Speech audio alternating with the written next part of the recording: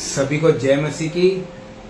प्रभु यीशु मसीह के महान पवित्र और जीवित नाम में एक बार फिर से मैं प्रभु का दास भाई दीपक गिल आप लोगों के बीच में परमेश्वर की जिंदा और महान वचन को लेकर आया हूँ।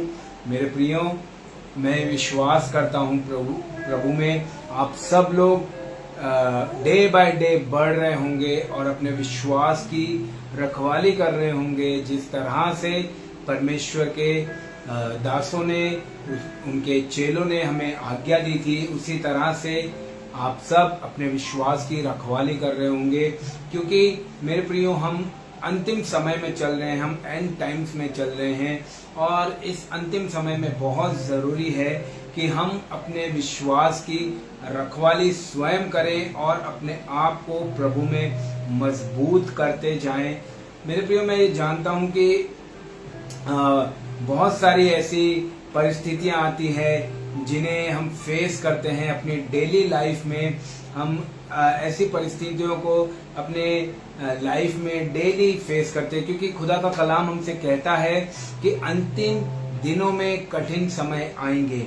जब हम दूसरा तीमुथियुस उसका 3 अध्याय पढ़ते हैं तो वहां पे पौलुस तीमुथियुस को समझाते हुए कहता है कि देख तीमुथियुस, अंतिम दिनों में कठिन समय आएंगे। और उसके आगे वो तीमुथियुस को बहुत अच्छी तरह से समझाता है कि तू अपने विश्वास की रखवाली करना, तू मसीह के सुसमाचार को फैलाते रहना, तू दुखों को उठाना और जो धरोहर तुझे मिली है उसे संभाल कर रखना।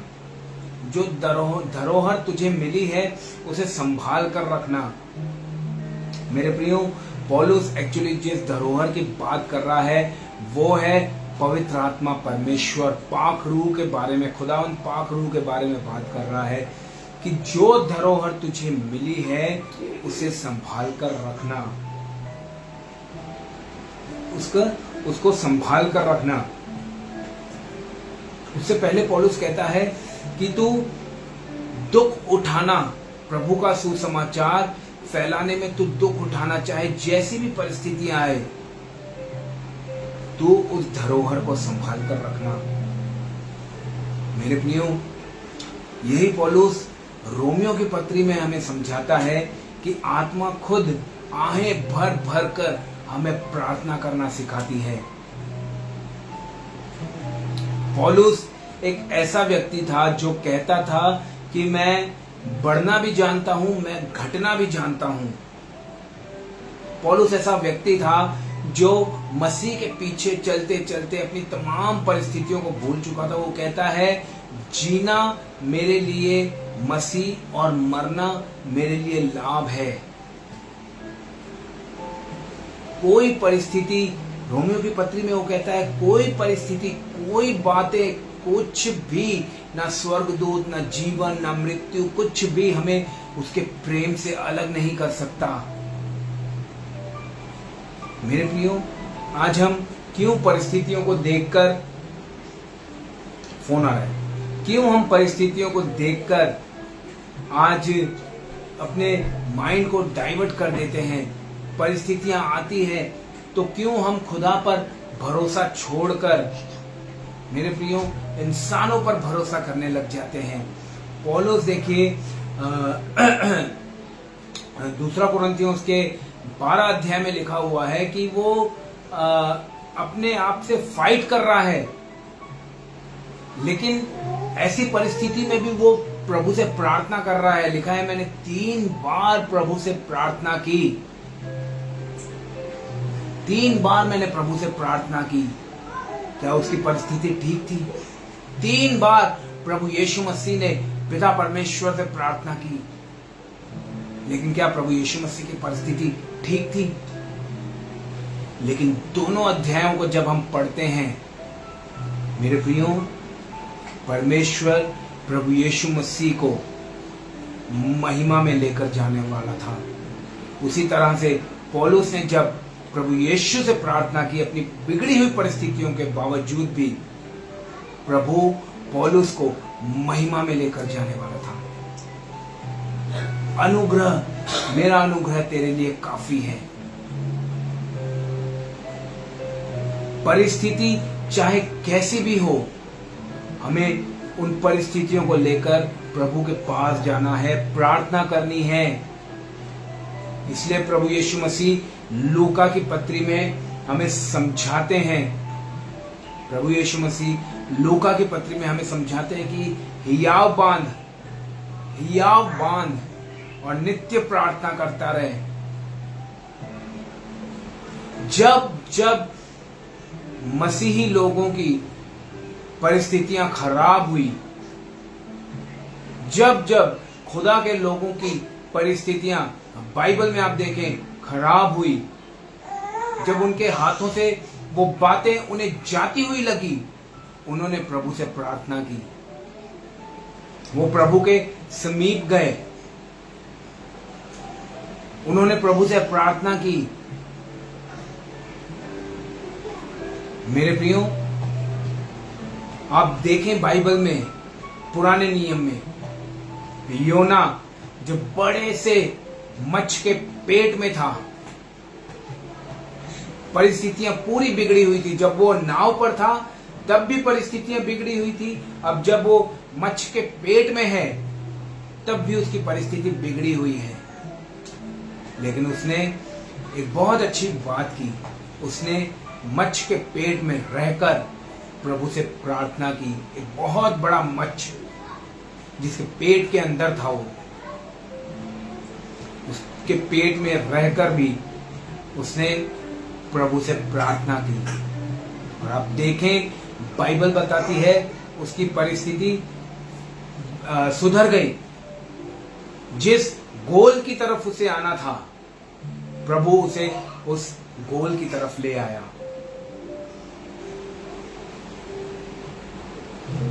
शतरंज, मेशक, अबेदनगो, जब उन्हें आग की भट्टी में डाला गया तब क्या उनकी परिस्थिति ठीक थी? क्या परिस्थिति उनकी ठीक थी? नहीं। उन्हें पता था कि अगर हम नबूकदनेस्सर राजा को सजदा नहीं करेंगे, उसकी मूरत को सजदा नहीं करेंगे, हमें आग की भट्टी में डाला जाएगा। जब उन्हें आग की भट्टी में डाला गया, मेरे प्रियो, उनकी परिस्थिति पूरी तरह बिगड़ चुकी थी। जब उन्हें लेकर आ रहे थे आग की भट्टी में डालने के लिए, तब भी वो खुदा से यही प्रार्थना कर रहे थे कि मेरा खुदा नबूकदनेस्सर राजा से महान है, वो हमें नबूकदनेस्सर के हाथों से और इस धधकती हुई आग से बचाने में सामर्थी परमेश्वर है। और वही हुआ, उनकी परिस्थिति बदली, वो बचकर बाहर निकले। यहोशापात जब तीनों तरफ से उसे घेरा गया और उसे पता चला कि मैं तीनों तरफ से घेरा जा चुका हूं, मेरे बचने की कोई संभावना नहीं है, प्रभु के चरणों में गया, उसने प्रार्थना की। प्रभु ने कहा, हियाव बांध, युद्ध तेरा नहीं, युद्ध मेरा है। बाइबल में लिखा है, मेरे प्रियो, परमेश्वर ने यहोशापात की तरफ से लड़कर उसके विरोधियों को मार गिराया और यहोशापात की परिस्थिति बदल गई। बाइबल में ऐसे बहुत से उदाहरण हैं जिनकी परिस्थिति परमेश्वर ने बदली जब वो प्रभु से प्रार्थना करने गए। दानियल सिंहों की मांद में डाला गया था, लेकिन उसने एक बात नहीं छोड़ी। बाइबल में लिखा हुआ है, वो 3 दिन में 3 बार दुआ करने वाला खुदा का खादिम था। वो दुआ करके आया, उसे सिंहों के मांद में डाला गया, और वो भी भूखे सिंह, भूखे शेर। लेकिन उसे पता था मेरा परमेश्वर मुझे इस परिस्थिति से बाहर निकाल सकता है, और वो उस परिस्थिति से बाहर निकाला गया। मेरे प्रियो, ये पुराने नियम की बात थी। आपको पता है नए नियम में जब हम मरकुस 4 अध्याय पढ़ते हैं, मत्ती 8 अध्याय पढ़ते हैं, लूका 8 अध्याय पढ़ते हैं, तो वहां पर लिखा हुआ है प्रभु यीशु मसीह चेलों से कहता है कि आओ हम उस पार चलें, और चेले नाव में बैठ गए। और वचन में लिखा हुआ है कि आंधी और तूफान आया और चेले डर गए। उनको समझ नहीं आ रहा था कि हम क्या करें, और उन्होंने प्रभु को उठाया। मेरे प्रियो, अपनी परिस्थिति में हमें हमारे प्रभु के पास जाना बहुत जरूरी है। आप बाइबल का कोई भी दास या चेला या नबी, उनके बारे में पढ़ लीजिए। परमेश्वर ने उनको उनकी परिस्थिति में रहने नहीं दिया। परमेश्वर ने उनको उनकी परिस्थिति से बाहर निकाला। अगर मेरे प्रियो, अगर आज आप ये समझते हैं कि मैं कोई परिस्थिति में फंसा हुआ हूं, मैं इस परिस्थिति से कैसे निकलूंगा, मुझे समझ में नहीं आता है, मेरे लिए कोई रास्ता नजर नहीं आ रहा है, तो मेरे प्रियो, ये शैतान का सबसे बड़ा हथकंडा है, बहुत बड़ा हथियार है आपको आपकी परिस्थितियों में फंसाने का, आपको मुश्किलात में फंसाने का, ताकि आपका ध्यान परमेश्वर की ओर से हट जाए। मेरे प्रियो, अपनी परिस्थितियों को लेकर आप परमेश्वर के पास जाएं। वो आपके लिए सही मार्ग निकालेगा, वो आपके लिए लड़ेगा, वो आपके लिए उन परिस्थितियों को जो सिंह के समान है, जो मुंह फाड़े हुए है, परमेश्वर उनके मुंह को बंद करेगा। वो परिस्थितियां जिनमें आज आप झुलस रहे हो, परमेश्वर आपको उनमें से बाहर निकालेगा। वो परिस्थितियां जो आपको लगती कि शैतान ने तीनों तरफ से मुझे घेर कर रखा है, मैं कहां जाऊंगा, मेरे प्रियो, परमेश्वर आपको आपकी तमाम परिस्थितियों से आजाद करेगा। बस सिर्फ जरूरत है उसके पास जाने की, उसके साथ बैठने की। पता है, कभी कभी परिस्थितियां इंसान की बिगड़ जाती तो उसके घर में अशांति आ जाती है, क्योंकि उसका जो स्वभाव है वो अपने परिवार के प्रति चिड़चिड़ा हो जाता है। वो हर एक व्यक्ति से चिड़ के बात करता है, वो सही रीति से किसी को जवाब नहीं देता है, क्योंकि अंदर ही अंदर उसके मन में उन परिस्थितियों को लेकर एक टेंशन चलती रहती है। इसलिए आप देखिए, वो व्यक्ति जो टेंशन में रहेगा, जिनकी परिस्थितियां बिगड़ी रहेगी, वो अपने परिवार से, अपने करीबी जनों से, अपने लोगों से कभी भी मुस्कुराते हुए बात नहीं करेगा। वो ऊपर से भले ही एक झूठा दावा करेगा कि मैं ठीक हूं, एक झूठी बात कहेगा कि सब अच्छा है, लेकिन अंदर से उसे कुछ ना कुछ बात खा रही होगी, जिसको लेकर वो बहुत परेशान होगा और घर का माहौल बिगाड़ देगा। लेकिन अगर वही व्यक्ति अगर मन में ये ठान ले कि मेरी जो भी परिस्थिति है, मैं उन परिस्थितियों को लेकर अपने प्रभु के पास जाऊंगा, वो मेरी परिस्थितियों को सुनेगा, वो मेरी परिस्थितियों को समझेगा, और वो ही मुझे मेरी इन परिस्थितियों से बाहर निकालेगा। लाजर 4 दिन से कब्र में पड़ा था। मार्था मरियम की परिस्थिति बिगड़ी हुई थी, लेकिन जैसे ही खुदावंद यस्सु बैतनिय्याह नगर में आया, एक होप, एक आशा मार्था और मरियम के अंदर जागी। मार्था तो इतना अटूट विश्वास नहीं रखा था, लेकिन मरियम जानती थी कि यही वो शख्स है जिसकी खुदा सुनता है, यही वो व्यक्ति है जो मेरे भाई को आज भी जिंदा करने की सामर्थ्य रखता है, यही वो व्यक्ति है जो आज ही मेरी परिस्थितियों को बदल सकता है, क्योंकि मैंने इसके चरणों में बैठकर इसके सामर्थ्य वचनों को सुना था। जब ये बात करता था तो मुझे ऐसा लगता था कि मेरे सामने खुदा बैठा है, जिसके मुंह से वचन की तलवार निकल रही है। मरियम जानती थी, इसीलिए मेरे प्रियो वो अपने विश्वास में अटूट रही। और वचन में लिखा हुआ है उनकी परिस्थिति बदल गई। लाजर जो 4 दिन से कब्र में था वो बाहर निकल आया। मेरे प्रियो, बाइबल में ऐसे बहुत से उदाहरण हैं जिनकी परिस्थितियां बदल गई। आज अगर आपको लगता है कि मेरी परिस्थिति नहीं बदल रही है, मैं काफी समय से प्रार्थना कर रहा हूं लेकिन मेरी परिस्थिति जैसी की तैसी है, नहीं बदल रही है, तो मेरे प्रियो, आपने अब तक प्रभु को उस तरह नहीं पुकारा जिस तरह से आपको पुकारना चाहिए था। वचन में लिखा हुआ है एक टूटा हुआ हृदय प्रभु को ग्रहण योग्य है।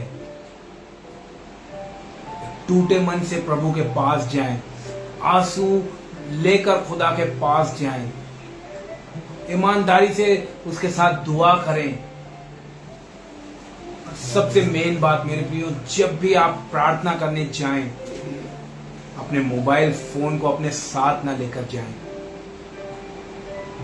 सिर्फ आप और खुदा, बस आप दोनों ही उस जगह पर हों। उस जगह का माहौल ऐसा बना दें आप प्रार्थना करके, रो रो के, कि खुदा आपकी दुआ को सुने और वो आपकी परिस्थितियों को बदल दे। Of course बदलेंगी। आप खुदा के साथ बैठें, मोबाइल्स अपने साथ ना लेकर जाएं। सिर्फ आप और प्रभु और कोई नहीं। आप देखेंगे बहुत जल्द परमेश्वर आपकी परिस्थितियों को कैसे धीरे धीरे करके बदलता है, कैसे आपको उन परिस्थितियों से बाहर निकालता है, कैसे आपकी मुश्किलातों को, आपके परेशानियों को, आपकी कमजोरियों को, आपके डर को, आपके सवालों को कैसे परमेश्वर बदलता है और अपने जवाब से, अपने वचनों से किस तरह से भरता है। आप खुद देखेंगे और आप प्रभु की महिमा करेंगे। आप देखिए शतरंज, मेशक, अबेदनगो, दानियल, यहोशापात, योना, इन सबों ने जब इनकी परिस्थितियां बदली, चेले, मरियम, मार्था, आप देखिए जैसे इनकी परिस्थितियां बदली, इन्होंने परमेश्वर की महिमा की। अगर आपकी परिस्थिति आज बदल नहीं रही है तो आप परमेश्वर के पास जाएं। परमेश्वर आज भी वही परमेश्वर है जो आज से 2024 साल पहले इस पृथ्वी पर आया था, जो उससे पहले अदन के वाटिका में आदम और हवा के साथ था। मेरे प्रियो, प्रभु के साथ बैठें, आप अपनी परिस्थितियों को बदलते हुए देखेंगे। अब तक आप उस तरह से परमेश्वर के साथ बैठकर प्रार्थना नहीं की, इसलिए परिस्थितियां बदल नहीं रही हैं। इसलिए आज भी किसी को परिवार की चिंता है, आज भी किसी को अपने कर्जों की चिंता है, आज भी कोई अपने आत्मिक क्षेत्र को लेकर चिंतित है। तो मेरे प्रियो, ये समय है परमेश्वर के साथ बैठने का, ये समय है अपने आप को पूरी तरह से परमेश्वर के हाथों में उंडेल देने का। जब आप परमेश्वर को इस तरह से उंडेलेंगे, जब आप परमेश्वर के साथ बैठेंगे, वो खुदावन जो कहता है कि देख मैं तुझे कभी नहीं छोड़ूंगा, कभी नहीं त्यागूंगा, कैसे वो आपकी परिस्थितियों को बदलता है, कैसे वो आपकी डिफिकल्टियों को, कैसे वो आपकी परेशानियों को, आपकी मुश्किलों को बदलता है। आप स्वयं अपने जीवन में इस बात को होते हुए देखेंगे। मेरे प्रियो, आशा करता हूं कि आप परमेश्वर के साथ एक गूढ़ और एक गहन रिश्ता बनाएंगे और आप परमेश्वर के चरणों में बैठेंगे। परमेश्वर जरूर और जरूर आपकी दुआओं का जवाब देगा। परमेश्वर जरूर आपकी परिस्थितियों में स्वयं आपके साथ खड़ा होगा और परमेश्वर स्वयं आपकी परिस्थितियों को बदलेगा। बस यही एक शॉर्ट मैसेज लेकर मैं आपके बीच में आया था। आइए हम अंतिम दुआ करते हैं और हम इस मीटिंग को यहीं पर वाइंड अप करते हैं। धन्यवाद मेरे प्रभु, धन्यवाद परमेश्वर पिता, प्रभु यीशु मसीह। हमने जो भी आज आपके वचन को बोया है परमेश्वर पिता, वो 30 गुना, 60 गुना, 100 गुना परमेश्वर पिता लोगों के हृदय में आपका वचन कार्य करे और प्रभु परमेश्वर संपूर्ण हृदय से परमेश्वर आपके करीब आए और अपनी सारी परिस्थितियों को आपके हाथों में दे, क्योंकि प्रभु परमेश्वर आप ही हैं जो हर एक परिस्थितियों को बदल देते हैं। और परमेश्वर पिता आप अपने लोगों को, अपने बच्चों को अपने आनंद से और अपने प्रेम से भर देते हैं। खुदावन, जिन्होंने परमेश्वर पिता आप पर नजरें लगाई है खुदावन खुदा, उनका मुंह काला कभी नहीं हुआ है। प्रभु जी, अपने बच्चों को प्रभु आप ब्लेस करना परमेश्वर पिता। प्रभु परमेश्वर हर एक क्षेत्र में आप उनके साथ रहना खुदावन। प्रभु जी, आपका धर्म है, दाहिना हाथ आपके बच्चों के साथ सदा रहे। प्रभु जी, ऐसी दया और कृपा करना। आपने ऐसा किया है, आपको धन्यवाद देते हैं। जिन्होंने देखा है आप उन्हें ब्लेस करना, उनके परिवार को ब्लेस करना, और जो देखेंगे आप उन्हें भी ब्लेस करना। प्रभु यीशु मसीह के नाम से प्रार्थना को मांगता हूं, आमेन, आमेन। सभी को जय मसीह।